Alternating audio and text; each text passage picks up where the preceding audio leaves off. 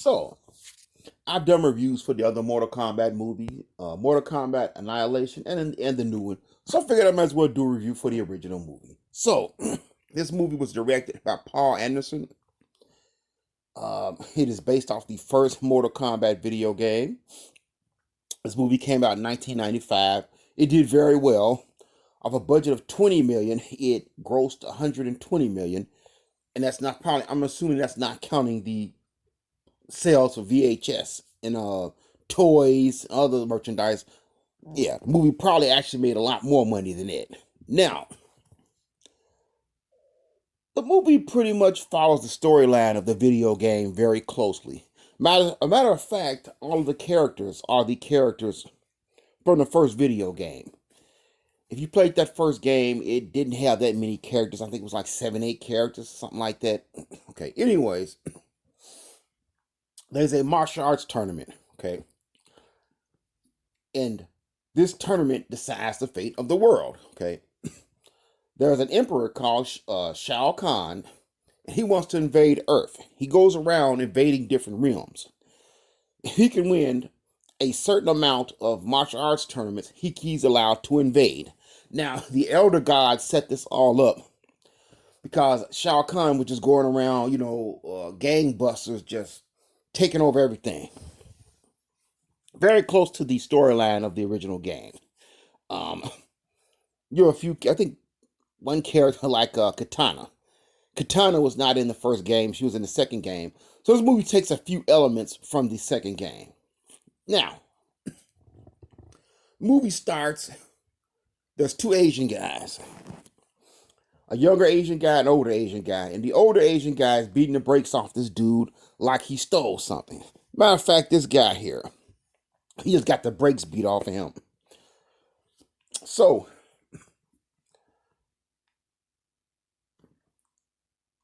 it's almost like a dream. So Liu Kang wakes up. This is all like a bad dream. Okay. He's living in America. He goes back to China, I believe, or wherever his home country was. And he's talking to these monks.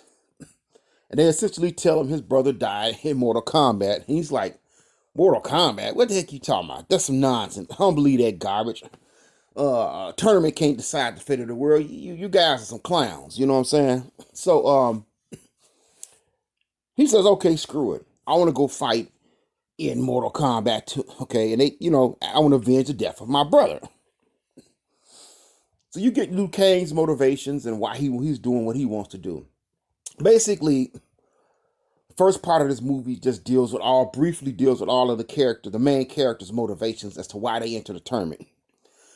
Then you go to Johnny Cage, okay? He's on the set doing an action scene. His extras are irritating because they're screwing stuff up. He goes, talks to this guy, and this guy he knows, and the guy tells him about, hey man, there's this martial arts tournament. If you win this tournament, people will know you're the real deal because basically they think you're a fake martial artist, okay? You see this a couple of times in the film. You got people reading newspapers for people saying, this dude's not a real martial artist. So Johnny Cage wants to go, he wants to go to this tournament. Then we got Sonya Blade, all right? Sonya Blade is running around through some nightclub or some other kind of underground area with a bunch of people there. She's looking for Kano. Her and Jax. Basically, she does not find Kano, but you see Shang Tsung telling Kano to make certain that Sonya comes to the island. To the extent Kano puts out a rumor or something that he's on this boat. So Sonya and Jax track this boat down, and she runs up on the boat, and he's like, "Whoa, hold up, Sonya, hold up." She runs on the boat and jumps off and takes off on the boat looking for Kano. So all 3 of our heroes are on this boat to go fight in this tournament, okay? Sonya doesn't want to fight in a tournament. She just wants to find Kano, but she believes Kano is going to be there, okay? So they make it to the island. They find out, about the tournament and stuff like that. They run into Raiden. Raiden is giving them a little knowledge. He gives them some helpful hints and some guidance throughout the movie. Tournament starts. They have some real cool fights, some good fighting scenes. See a bunch of people getting their butts kicked. Eventually, they fight Goro. Johnny Cage defeats Goro. Eventually, they beat Shang Tsung. The movie ends. And at the end of the movie, they show you a little bit about, you see like, briefly, Shao Kahn shows up, like in a big image in the sky. And the movie ends. Pretty good movie. All right. So let me start with what I liked about this movie so far. Okay. Well, the pros and the cons. All right. The main thing I like about this movie is they kept the script and the story simple. They did not try to do too much. They didn't get up and try and reinvent the wheel. Basically, it's just a bunch of people going to fight in a martial arts tournament, okay? And the majority of storyline you get is that first part in the movie where they show you their motivations for going to go fight. There really is not a lot of storyline here. It's just basically mostly fighting, people talking crap to each other. It's not a deep storyline. There didn't need to be, though, okay? It's basically a martial arts picture. And as far as martial arts pictures go, this is probably a deeper storyline than a lot of martial arts movies, okay? Okay. They didn't try and overcomplicate the storyline. They kept it very close to the game. I think that was the best thing they could have did. It's a movie based on Mortal Kombat, so it should both basically appeal to fans of Mortal Kombat, okay? Also, people who don't know anything about Mortal Kombat still could just go watch it as a martial arts movie, okay? I can tell you I know a lot of people who don't care what the storyline of a movie is. As long as it got fighting or shooting, they'll watch it, okay? You could also watch it as a fantasy film because it has a lot of fantasy and supernatural elements to it, okay? They didn't try and do too much. They didn't try and get too fancy. They just stayed close to the storyline and developed the storyline a little bit, and that was it. Costumes are very good. I love the ninjas. Sub-Zero, Reptile, Scorpion all look very good. Goro looks excellent for the time period. I think Goro still holds up to me, but he looks a little bit weirder now. He's not as amazing to me as he was back in the day. But I think he still holds up very well. How big and tall he is. He's still very physically intimidating. Okay. Some of these characters also have some very interesting power. Sub-Zero can freeze people. Scorpion has a spirit he shoots out of his hand that acts more like a snake-looking thing or something that chases after people. It's not a regular spirit. Actually, it seems to be alive, okay? So it can run around, it can go around objects and stuff, which it does. One part in the movie, it goes around trees as he's fighting Johnny Cage. Okay. Shang Tsung also has some very interesting powers. He can turn into different people. He can steal people's soul. So there's a very good fantasy element going on for it, and you can just watch it as a fantasy picture if you want to. I thought the fighting was pretty good. I'm not going to say it was mind-blowing fighting, okay? Probably not the best fighting I've ever seen in a martial arts film, but it's definitely not the worst, okay? I thought it was actually pretty good. Yeah, I thought it was pretty good. Most of the fighting is actually pretty good. I like the cast. I think they did excellent job with Liu Kang. I love the dude who they got to play Liu Kang. Pretty much, but I was happy with the entire cast. Of course, Raiden is not a Japanese guy here, which I thought was a little weird, even as a kid, that you had a white dude playing Raiden instead of a Japanese dude playing a Japanese thunder god. But I love the guy they got. Mr. Highlander himself, Christopher Lambert, he did an excellent job of playing Raiden.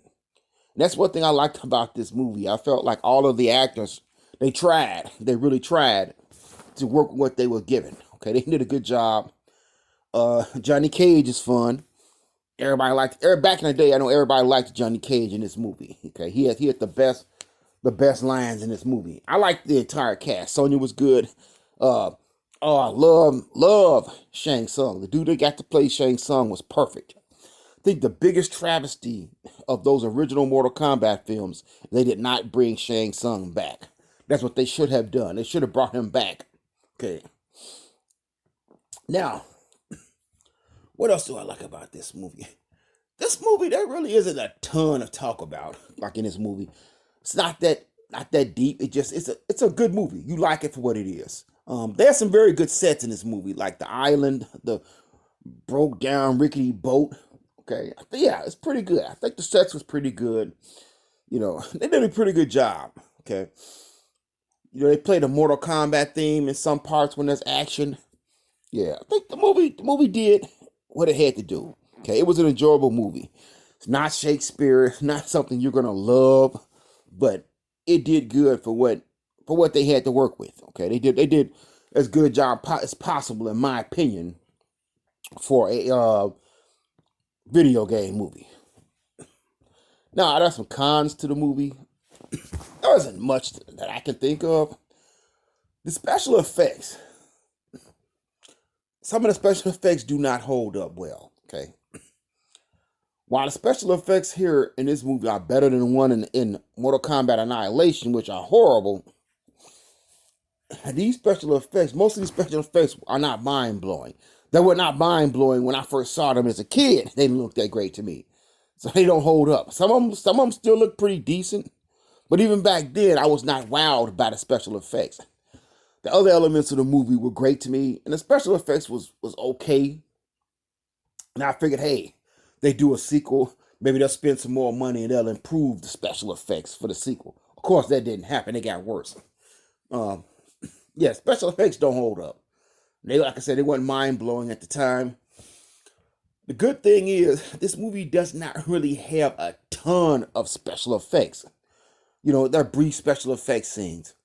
The worst special effects in the movie, in my opinion, is the end of the movie when Shang Tsung goes to Outworld. They show like that cathedral or whatever. That's probably the worst looking special effects. Also, they turned Reptile to this little reptilian looking creature who was scampering around watching people. That didn't look too good to me. But later on, he gets a flesh and blood human body. If you're looking for a deep script, somebody trying to subvert your expectations, you're not going to get it here in this movie. So if you're not a fan of Mortal Kombat, a fan of martial arts movies or fantasy movies, or you're looking for a deep script, you're not going to get that here, man. You're not going to get that here. Okay. Also, if you want something closer to the game where there are fatalities and stuff like that, this one doesn't have any fatalities. It's not like the new movie that actually has the fatalities. But I will say, the fatalities in that new movie didn't really add much to me. But anyways, yes, no fatalities here. There's no blood that I can remember. So if you're looking for that, you won't get that here. Okay. One other pet peeve I had as a kid was the fact that Sub-Zero and Scorpion are in this movie, but they're not enemies. Shang Tsung briefly mentions that they are the bitterest of enemies, but he's put them under a spell. Okay, so he's controlling them, which I have no problem with that. I have no problem with him using his powers to control them. But, you know, I would like to have seen them fighting each other. Or at least had one scene where he actually went there and they were in the combat fighting each other. He stopped them, and, you know, or took the time. Let's say maybe they both they had got into a big fight and they had injured each other, and neither one of them could fight back, and that's why he was able to come and put them under a spell. That'd have been cool, you know, if they'd shown that, but they didn't. Okay. The last fight, I liked the last fight. Was it with Liu Kang and Shang Tsung? I wish it was longer. Got this cool villain here. He has these interesting powers. And they say a couple of times in the movie where he's absorbed like 1,000 souls or thousands of souls. And at the end of the movie, he's got these souls he's putting out his body, and they're attacking Liu Kang. But it was like maybe like eight or nine of them. And I'm like, okay, wait a minute. He's absorbed all these thousands of warriors or 1,000 souls. Why he just stopped having 8 or 9 guys attack him? I guess they didn't have the money to make that scene go any longer, but he should have actually had, you should have saw a much longer battle, in my opinion. You should have saw this dude expel at least 50 different soldiers or souls to fight Liu Kang. That would have sold that scene to me more. But it was still a good scene, okay? I just wish it went a little bit longer. Also, there's this other weird part that I thought was kind of odd. At the end of the movie, when they go to Outworld, they get attacked by a reptile. And Liu Kang tells Johnny Cage, wait here, okay? Now, the fate of the world is on the line here. So Liu Kang and Reptile fighting. Reptile kicks him into a building. And Johnny Cage just sits there. I'm just going to sit here, man. You in there fighting this dude. He's kicking your butt. The fate of the world hangs in the balance. We need to go save Sonya. And we need to go track down Shang Tsung. But I'm going to sit here while you fight this dude. I'm not going to help you or anything. And that was weird to me. Like, why is he... Even when I was a kid, I'm like, wait a minute. This dude just going to sit there while he's doing this? And it's like, okay, man. They should have had him come in there and help them. To help Liu Kang. And both of them together should have fought Reptile. Okay? I don't know. I just thought that was weird as a kid when I saw it. Beyond that, man, I really don't have too many things to say about this movie that are bad. Okay. I thought the fight scene with Johnny Cage and Scorpion was excellent. Okay. But at the end of that fight scene, he's sitting there. Johnny Cage picks up some type of spear or blunt object and just throws it at him, and he just sits there while it hits him. It pierces his arm. Cage jumps up and runs up there and cuts him in half with a spear. And I'm like, okay, this dude just gonna sit there for all this? I mean, that spear took forever to get to him. Then he also runs up there and cuts him with some type of bladed, like a spear or something. Nah, a shield that has like spikes on it. And he's just gonna stand there while this dude runs up there and flips in the air. I thought that was a little weird. I'm like, come on, man, you could have did a little better with that. Beyond that, though, man, I enjoy this movie. I think some elements of it don't age very well, like the special effects. But beyond that, it's a pretty good movie. This may still be my favorite Mortal Kombat movie. And I know the new one is out, but I don't know. I like this movie. I still like this movie, and I still can watch it and still enjoy it. It's not perfect, but I think they did very good with what the budget they had, and they made something that you would not disappoint Mortal Kombat fans. Okay, they made a solid movie and people enjoyed it. It's a good movie, and I think it's still worth watching. So just my thoughts. Nothing mind blowing here, but it's still a good It was a good popcorn movie in the 90s. Some elements may not hold up well, but I think it's definitely still worth a watch.